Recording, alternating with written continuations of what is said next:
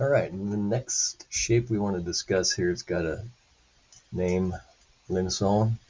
I believe it's something like that, Limassol.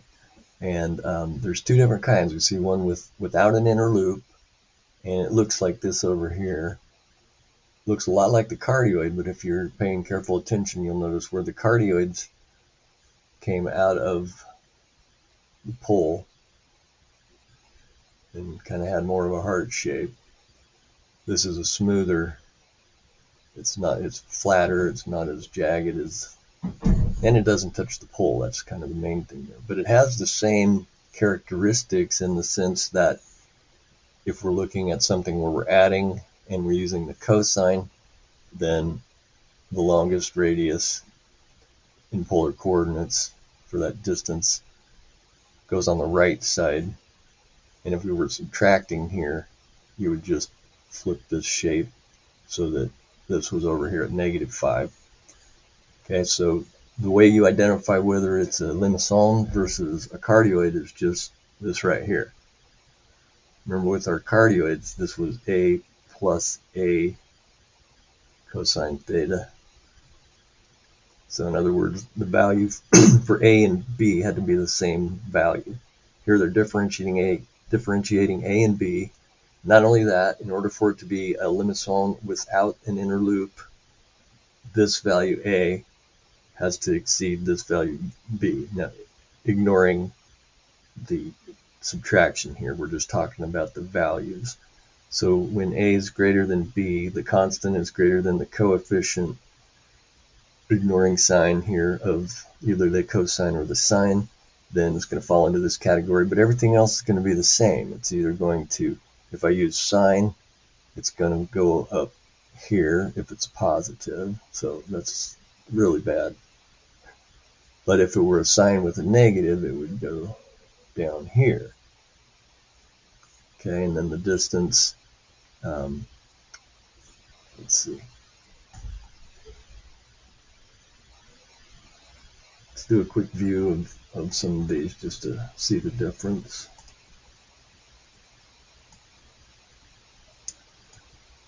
Okay, so we'll change this to Limassol. All I have to do is just make sure that this value is larger than this value. So we'll make this like 3 times sine theta. Okay, and since it's sine, it's going to change, and this distance here will be upward. If I wanted to make that flip about the x-axis, I would change that to subtraction. If I want to change the axis it flips about, then I have to change this to cosine. Okay, so now it's either going to have the distance, the maximum distance in a radius in the polar coordinate from the left to the right instead of top to bottom. Make this flip over to the other side, we'll just go plus. Okay.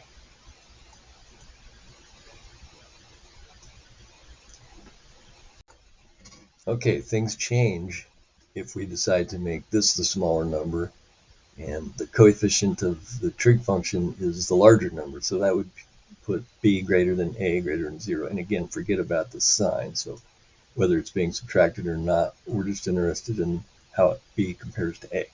And as an example here, we're going to do 1 plus 2 times the cosine. Well, certainly 2 is greater than 1, and they're both greater than 0.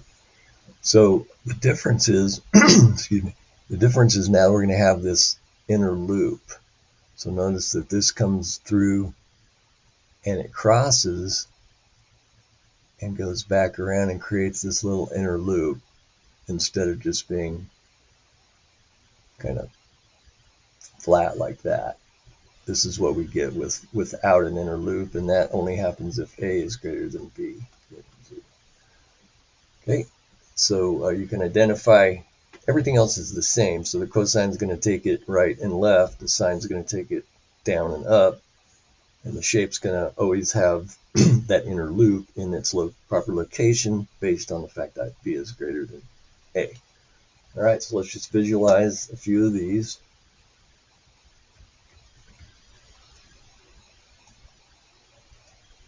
Okay, so let's just take a look at this one and create an inner loop by making this 3. And if they're the same, remember, then it's back to that cardioid. So if I decide to make this the 5, then we've got our inner loop now here. If I want that to top out and use a sine,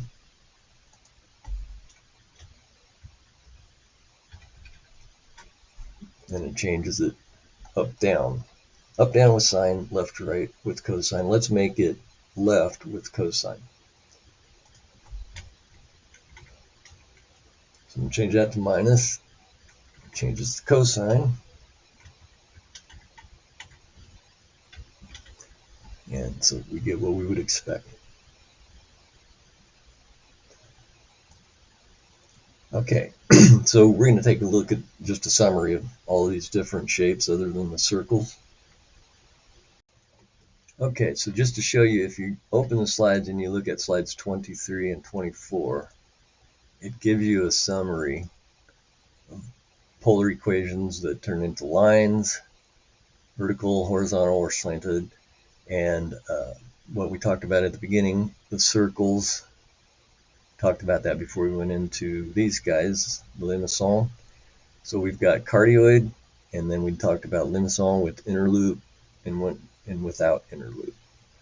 Okay, and the qualifications are all kind of spelled out mathematically for you here. We didn't really look at these bottom few, so you're going to be want to be able to identify the cardioids and the limicon. You might want to explore this, but you won't be questioned over these bottom ones. And then here's your circles and here's your lines.